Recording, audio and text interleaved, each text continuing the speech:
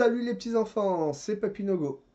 Aujourd'hui, nous nous retrouvons pour le déballage Les Pillards de la mer du Nord, l'intégrale. Donc, nous avons la boîte de base, qui se joue de 2 à 4 joueurs. Dans l'une des deux expansions, la taverne des héros et le champ de gloire, il y a un cinquième joueur. Donc, vous pourrez jouer de 2 à 5 joueurs. En bas, là, sous mon doigt, voilà, je regarde mon écran parce que ça indique bien qu'il y a mon doigt, voilà.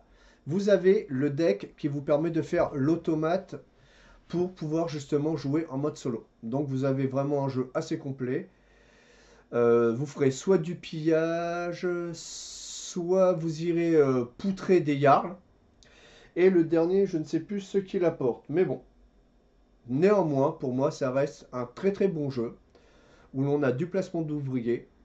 Et bien sûr, la possibilité de se prendre pour un viking et vivre franchement le quotidien des vikings lorsqu'ils partaient en expédition pour des négociations, dirons-nous, type 49.3. Voilà, petite blagounette. Voilà. Donc je donnerai quelques informations, à savoir que c'est un déballage que j'aurais dû commencer il y a un an. Mais tout au long de ce déballage, je donnerai le pourquoi du comment. Sans plus attendre, j'enlève les petites pellicules plastiques et voyons ce qu'il y a dans toutes les boîtes. Allez, à de suite. Nous voilà donc pour le contenu, voir ce qu'il y a comme contenu dans la boîte. Je ne parle pas d'un déballage parce qu'il y a un an en arrière, quand j'avais acheté la boîte de base, j'avais fait le déballage et la mise en place en vidéo. Et il s'avère qu'il y a eu un petit souci. Car en attendant d'avoir les expansions, eh ben, il s'avère que par mégarde, j'ai effacé ce que j'avais déjà filmé. Donc là, vous ne trouverez pas forcément toutes sur les plaquettes et autres. Je tenais à vous prévenir pour pas que vous soyez surpris. Donc nous commençons. Tout d'abord, nous avons la petite boîte avec un superbe graphisme. J'en profite pour vous faire le petit visuel, voilà, que je trouve vraiment très sympathique. Et donc, dans les architectes, vous retrouverez le même visuel. D'ailleurs, c'est un déballage qui est prévu prochainement. Voilà. J'avais sorti le plateau de jeu que je trouve assez sympathique. Alors, sommairement, vous aurez trois marqueurs, trois zones de marqueurs de points qui serviront pour la suite. Les préparations pillage et la zone des pillages. Voilà comment ça se passe. Et là, la zone où l'on met les petites offrandes. Alors, le petit livret. La première chose, nous aurons le préambule, le but du jeu, la liste des composants.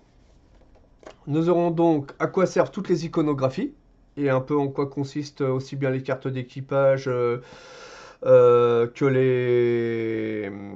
les offrandes, les principes de base. Voilà, ça c'est pour la première partie. C'est bien aéré, bien illustré, la mise en place. Donc ils vous ont mis le plateau au milieu et bien sûr, de part et d'autre, les explications du comment faire une belle mise en place de ce jeu. Après, qu'avons-nous donc? Le déroulement de la partie, soit le raid, non, soit la préparation raid, soit le raid. Voilà. Après, marquer des points pendant le raid, par rapport au raid. Donc les diverses étapes, il y aura des Valkyries, il y aura les conditions de fin de partie, il y aura le marquage de points en fonction de ce qui vous reste, bien sûr. Ça c'est pour les décomptes, le décompte final, on va dire, cette partie-là. La classification des villageois, ce que certains incluent quand on va dans la demeure du Jarl. Voilà. Et après, les iconographies quand on est dans cette partie-là du jeu, en quoi ça consiste. Voilà. Ça, c'est le livret de règles. Après, qu'avons-nous donc? On va commencer par ceci. Dedans, qu'est-ce que nous avons? Hop. Ouh, il y a plein de petites choses. Ce sont ces petites choses-là. Alors, tout d'abord, vous avez l'or. Une bonne épaisseur. Voilà, ici. Vous aurez le fer, qui vous servira pour l'armement. Voilà. Vous aurez les Valkyries. C'est aussi l'une des conditions de victoire, de défausser toutes les Valkyries du plateau, avant même la fin de la partie, avant même que vous ayez été partout sur le plateau. Et le bétail. Voilà. Après, nous aurons donc les marqueurs de joueurs.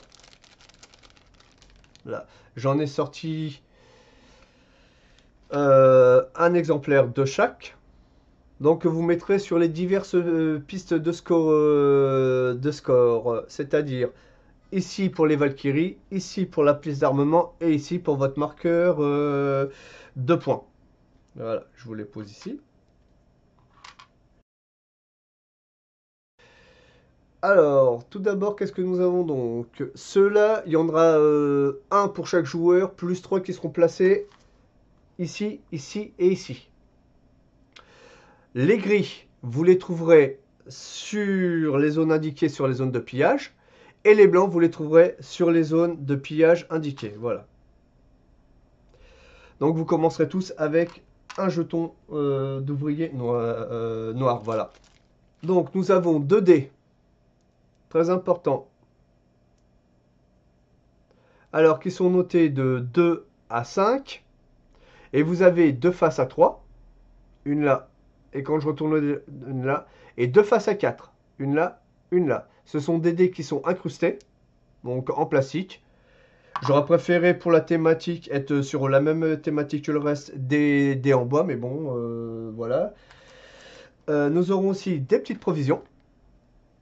Voilà. Donc ça, c'était à dépuncher normalement. Voilà, donc ça, ce sont des petits sacs de provisions.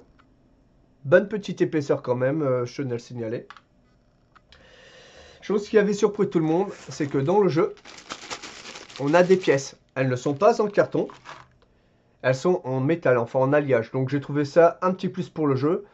Et vous pourrez aussi vous en servir, pourquoi pas, pour le jeu Les Architectes des Royaumes de l'Ouest et les Paladins.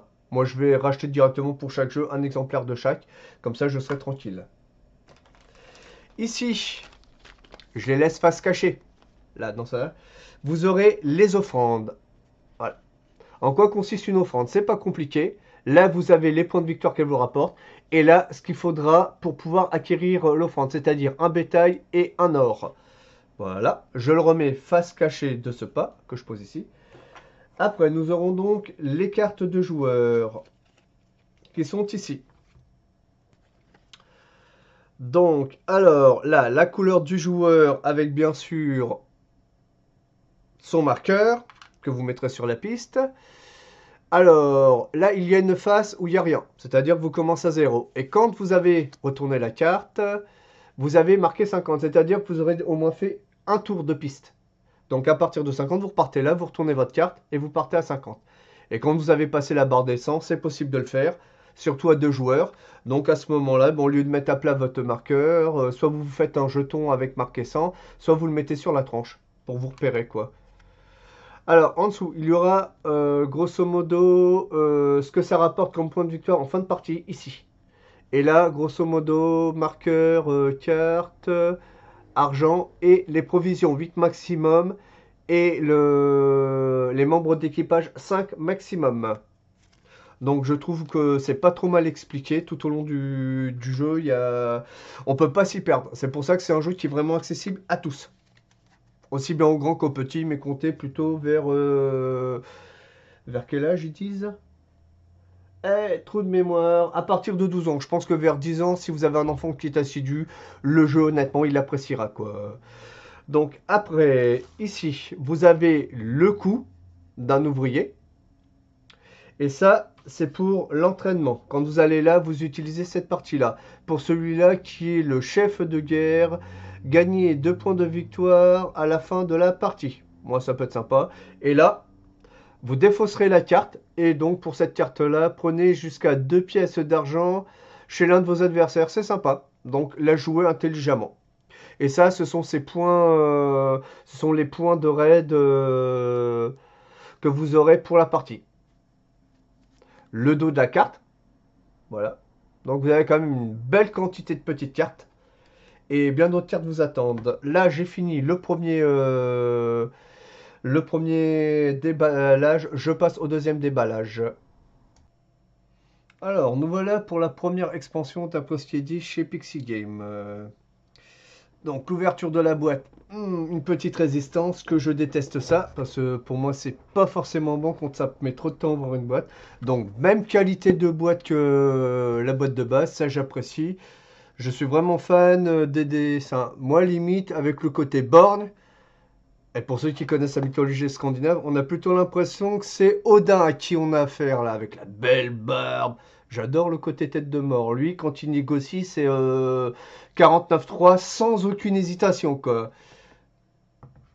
Voilà. J'ai laissé le plateau de la boîte de base parce que je trouvais que ça faisait sympa. Donc là, nous avons donc ah, Depunch 1, ok, Depunch 2, Depunch 3.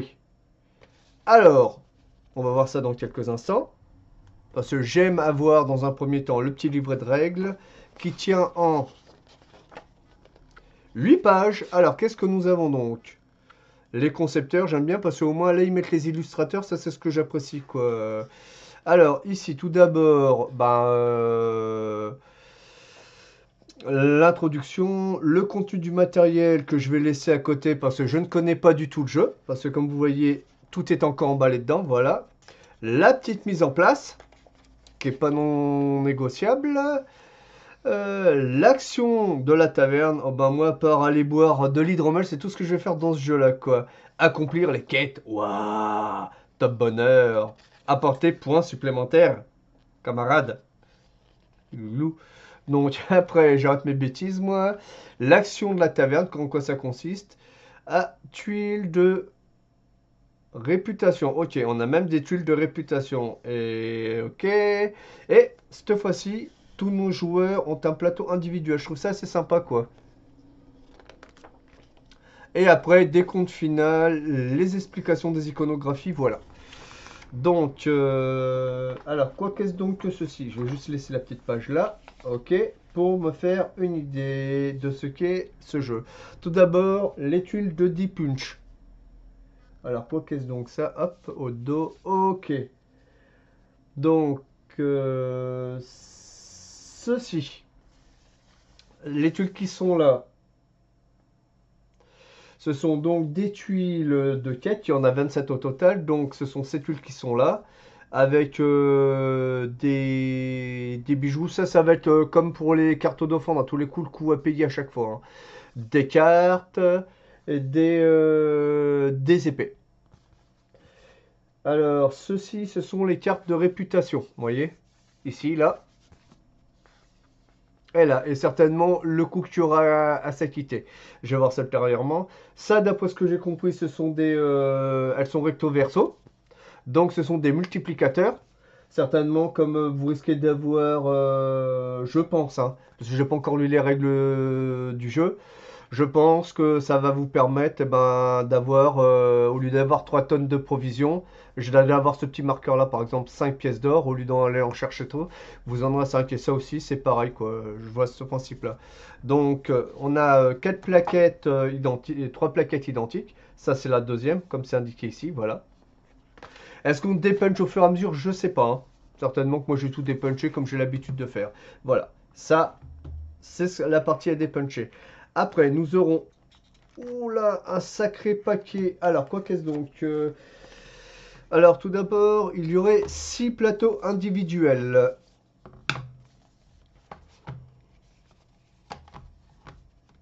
Voilà, 6. Donc, hop, c'est bien pour une fois, au moins cette expansion-là, il y a pas mal de petites choses. Là, vous mettrez vos petits vikings pour comment ça s'appelle, que je dise pas de bêtises. Est-ce qu'il l'explique quelque part? Non. Parce que je vous ai dit, j'ai pas vraiment regardé. Ok. Ok, il n'y a pas d'explication sur le plateau de joueurs. Ok, si. Ouais, donc là, grosso modo, vos cartes qui forment votre équipage. Là, votre piste de réputation, vous mettrez par-dessus les trucs et ça vous permettra de scorer des points. Ici, vous mettrez certainement votre contenu. Et donc là, il y a un chiffre, d'après ce que je vois, supérieur ou égal à 8.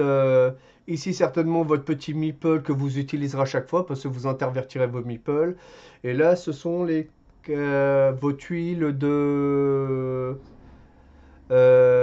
d'offrande que vous récupérez. Donc, je trouve que c'est pas trop mal réparti pour un petit plateau. Voilà. Ce plateau-là étant différent parce que c'est certainement le plateau de la taverne. Ouais, c'est ça, le plateau de la taverne. Alors, comment il se compose? Ok, à la louche, il y aura des héros qui seront dessus. Donc, que vous mettrez là. Donc, il y aura une flèche, certainement que vous pigez celui-là. Tiens, je parle comme les Québécois. Vous prenez celui-là, enfin, vous piochez celui-là, quoi. Puis vous décalez les autres. Je vois qu'il y a des petites flèches ici, hein, donc c'est pour ça. Là, vous mettrez les tuiles, ces tuiles-là dessus, je suppose. Voilà, comment qu'ils appellent ça? Les tuiles. Hop là, c'est où? Les tuiles de réputation aussi, certainement, ou les tuiles de quête, je pense, et voilà quoi. Très bien. Très très bien, très très bien. Après, qu'avons-nous donc là-dedans? Il y a un peu de matériel supplémentaire, des pépites d'or, voilà. Le matériel pour le joueur, le 5e joueur, qui sera donc violet, avec son petit meeple de démarrage et ses marqueurs ces 3 marqueurs de points. Voilà. Ici, nous aurons donc 40 hydromels. Ah mon dieu, en plus ça ressemble vraiment à une petite chope, hein. Je crois que je vais certainement les redessiner pour faire voir le côté gravé, le côté petite chope d'hydromel. Voilà, ils auraient pu faire des cornes, vous savez, les cornes dans lesquelles buvaient les Vikings. Je trouve que ça aurait été plus approprié personnellement. Mais bon, là on a plus l'impression d'avoir une vraie chopinette et puis voilà quoi. Après, nous avons donc un mazette. Mazette, mazette, mazette, mazette. Ce que je déteste le plus au monde. L'ouverture des paquets. Alors, est-ce que je vais avoir le déballage du power ancestral? Alors, c'est de quel côté déjà que ça s'ouvre ça? Super. Alors, je viens d'ouvrir le paquet. J'ai eu quelques soucis d'ordre technique. Tout d'abord, la carte de joueur. Là, ça sera les violets cette fois-ci. Donc, avec le côté vierge et le côté à 50 points. Voilà. Après, nous aurons donc cette carte recto verso. Donc, c'est bien, vous pouvez en mettre une de chaque côté de la terre. Tout d'abord, ici, donc j'aime bien le dessin, c'est la mise en place. C'est ça, tac, tac, tac. Début de partie, chaque joueur reçoit. Voilà, donc je trouve ça assez sympa. Euh, et le draft du début de partie, voilà. Et quand on retourne de l'autre côté, la score de fin de partie.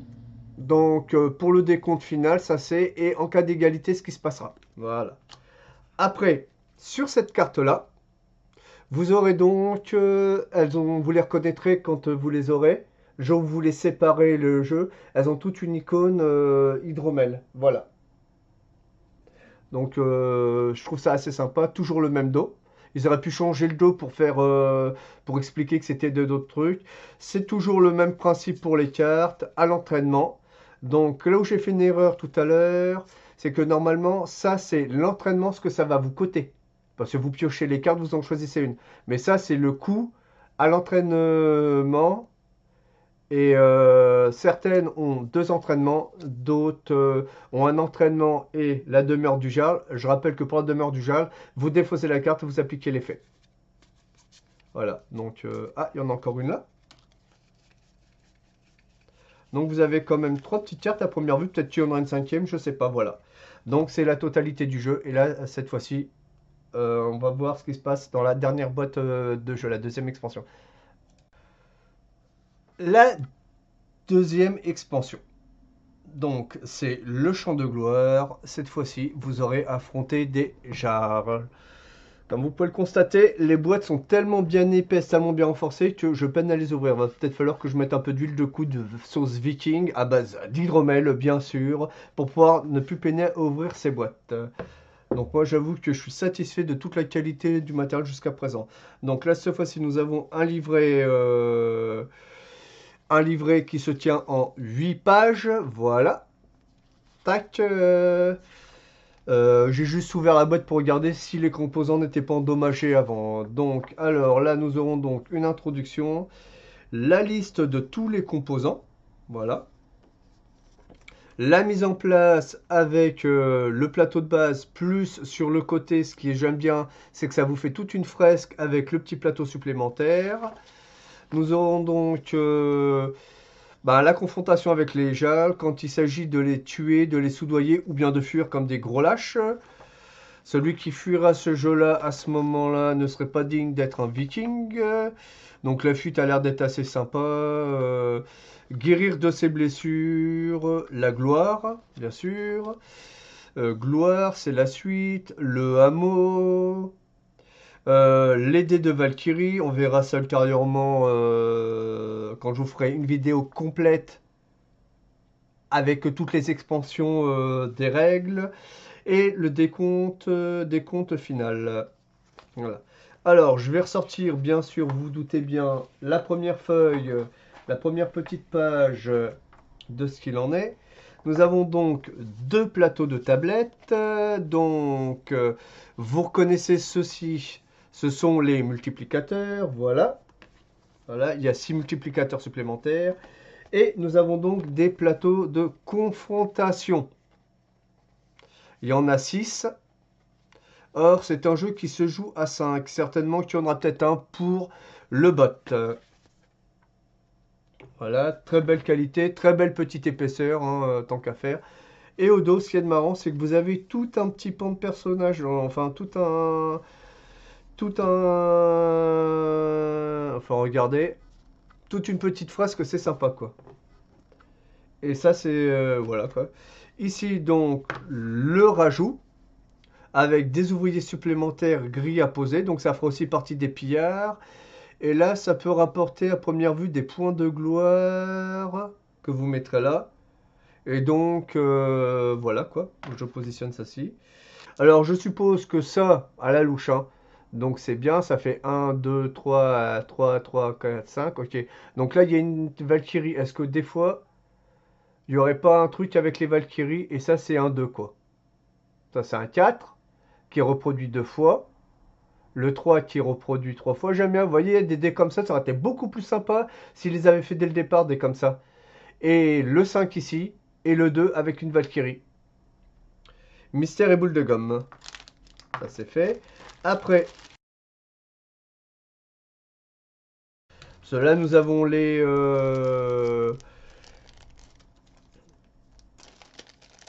marqueurs supplémentaires pour chaque joueur. Voilà, vous voyez, paf. Et là, serait-ce que cette fois-ci, le jeu passe à 6 joueurs? C'est quoi? 9 marqueurs de 6 couleurs. Ah, serait-ce qu'on peut passer le jeu à 6 joueurs? Parce que ça ressemble étrangement à des marqueurs.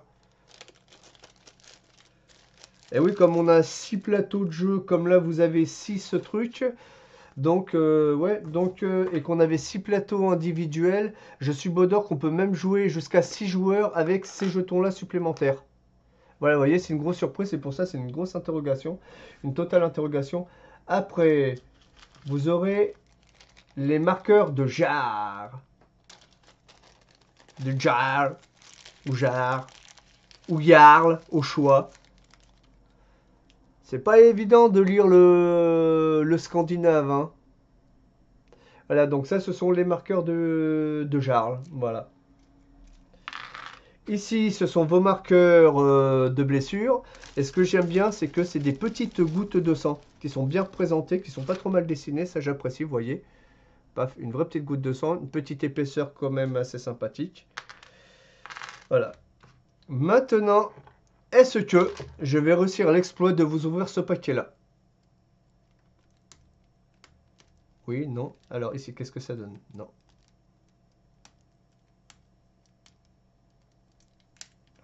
Ça y est, par le power du déballage. Ouais, déballage ancestral, mais fesses, ouais.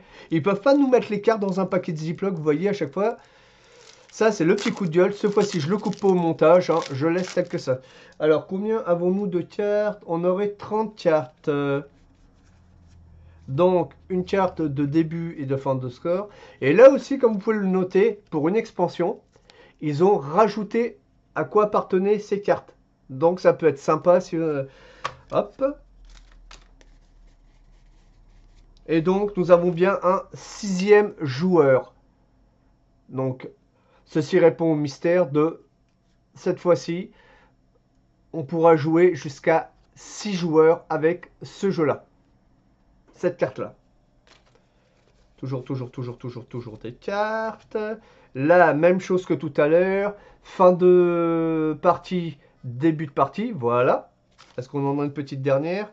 Et voilà. Donc, s'il y a de bien, au moins, ils y ont pensé. Je trouve ça super sympa. Voilà.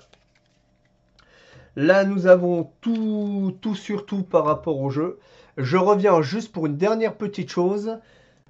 Et on finit par le mode solo, qui est tout simplement un ensemble de 23 cartes, enfin de 23 lieux. Voilà. Alors, donc, bien sûr, pour éviter de m'embêter à perdre trop de temps, donc je vais ouvrir. Donc là, vous avez les difficultés, les crédits, les iconographies, voilà, la mise en place pour le jeu de base. Je vous rassure, il y a des changements en fonction des versions que vous utilisez. Donc là, l'explication d'une carte, on va voir ça sommairement. Après, ici, pour bien débuter la partie, là, les cartes, donc vous les reconnaissez au dos cette fois-ci et c'est totalement différent. Nous allons voir dans 30 secondes. Ici, le déroulement d'un tour de jeu, ou le déroulement de la partie, les étapes. Ici, un peu ce qui se passe pour l'adversaire. Là, les effets des cartes citoyens, la fin de partie. Diverses iconographies avec les effets. Exemple, pour vous défausser d'une provision, vous pouvez gagner une pièce d'armement. C'est ce que je vois d'après ça. Et en vous défaussant d'une pièce d'armement, ça peut être transféré en provision. Là, c'est pour les effets Jarl. Donc, ce qu'on peut gagner, je suppose, hein. Voilà l'iconographie. Et là, la mise en place. Ici, quand vous prenez ce jeu-là, vous aurez une variante pour la taverne des héros, qui est la première expansion, et le champ de gloire. Il n'y aura qu'à lire ce qui est noté là. Une carte se lit comment? Alors, tout d'abord, l'armement pour le raid. Cette fois-ci, ça sera plus lié au dé, ça sera lié à ceci. Après, là, les provisions qu'il va vous falloir pour pouvoir faire le raid. Là, nous sommes sur un monastère, il vous faudra 5. Ici, les points de victoire que va vous rapporter le raid. Savoir quel est le monastère, de quel côté au moment où vous tirez la carte que vous allez devoir faire. Soit ici pour les monastères, soit ici. Là, cette fois-ci, vous ne choisissez pas. C'est quasiment les cartes si les raids sont encore accessibles, bien sûr. Là, grosso modo, le nom de la carte. Ici, nous avons donc les éléments gagnés lors de la préparation du raid. Voilà, donc ça peut être un petit plus. Plus en armement, ou alors ça, je sais pas trop ce que c'est. Faudra que je re-regarde dans les iconographies. Et là, lors de la préparation du raid, le lieu qui est interdit. Lorsque vous tirez la carte, il y aura toujours une carte à tirer. Voilà. Tac, tac, tac, tac, tac, tac, tac, tac, tac. Voilà, je pense que c'est tout ce qu'il y avait à dire. Voilà. Donc, ainsi s'achève ma vidéo déballage sur les pillards de la mer du Nord. Si cela vous a plu, petit pouce bleu. Si ça vous a pas plu, petit pouce rouge. Un commentaire auquel je me ferai plaisir de répondre. Une deuxième vidéo suivra avec les mises en place, toutes les mises en place différentes du jeu. Je rappelle maintenant que ce jeu se joue de 1 à 6 joueurs. Ce fut ma surprise lors de la deuxième expansion de voir qu'ils avaient fait un sixième joueur. Donc on peut jouer à vraiment beaucoup plus. Donc sinon, des quatre coins de la planète, à ciao, bonsoir, de jour comme de nuit. Et surtout, bon jeu à tous.